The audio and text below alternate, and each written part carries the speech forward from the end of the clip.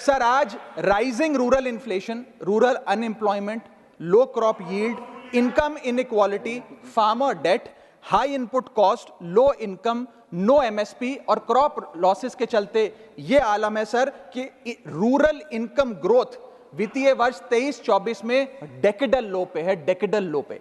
और सर इसी के साथ साथ किसानों की आय दुगना करने का वादा था, स्वामीनाथन कमीशन के अनुसार एमएसपी देने का वादा था, वो वादे जब पूरे नहीं हुए तो आलम यह है सर कि पिछले 25 महीने लगातार रियल रूरल वेजेस डिक्लाइन पर हैं लगातार। और इसके साथ साथ यूपीए के दौरान, कांग्रेस पार्टी की सरकार के दौरान फार्म वेजेस में 8.5% का इजाफा देखा गया था, एनडीए 1 के दौरान 3% और एनडीए 2 के दौरान -0.6% का इजाफा देखा गया, यानी कि रूरल वेजेस गिरती जा रही हैं।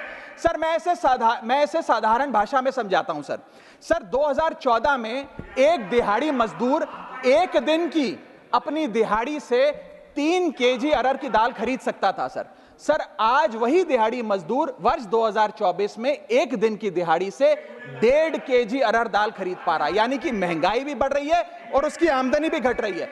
इसका नतीजा क्या हुआ सर? इसका नतीजा यह हुआ कि इनका वोट शेयर घटा, रूरल एरियाज में 5% भाजपा का वोट शेयर घटा, इनके खुद के यूनियन एग्रीकल्चरल मिनिस्टर चुनाव हार गए और 398 रूरल सीट्स में से 2019 में इनको 236 मिली थी, आज 398 सीट्स में से इस बार मात्र 165 सीटें मिली हैं, यानी कि रूरल इंडिया में इनको नकार दिया गया है सर दूसरा मेरा जो आज देश में आर्थिक स्थिति है जिसके कारण इनकी भी ये चुनावों में दशा हुई, उसका है फूड इन्फ्लेशन। सर थाली का बजट बिगड़ गया सर, आटा हो, दूध हो, चावल हो, दही हो, हर वस्तु पे महंगाई का आलम है, जीएसटी का आलम है और लगातार इस देश में फूड इन्फ्लेशन बढ़ता जा रहा है।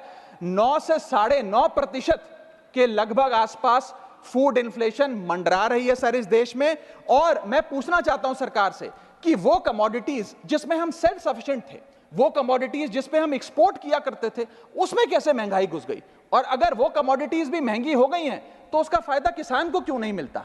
वो सारा पैसा जा कहां रहा है? ये एक बड़ा महत्वपूर्ण सवाल है सर। आटा 2014 में 21 रुपए प्रति केजी बिका करता था, आज 42 रुपए प्रति केजी हो गया है। दूध 30 रुपए प्रति लीटर के आसपास बिका करता था वर्ष 2014 में, आज 2024 में 70 रुपए प्रति लीटर बिकता है सर। देसी घी 2014 में 300 रुपए प्रति केजी पे बिका करता था, आज 2024 में 675 रुपए प्रति केजी बिकता है। अरहर की दाल 80 रुपए प्रति केजी बिका करती थी 2014 में, आज 230 रुपए प्रति केजी बिक रही है और न जाने कितनी वस्तुओं के दाम आसमान छू रहे हैं सर।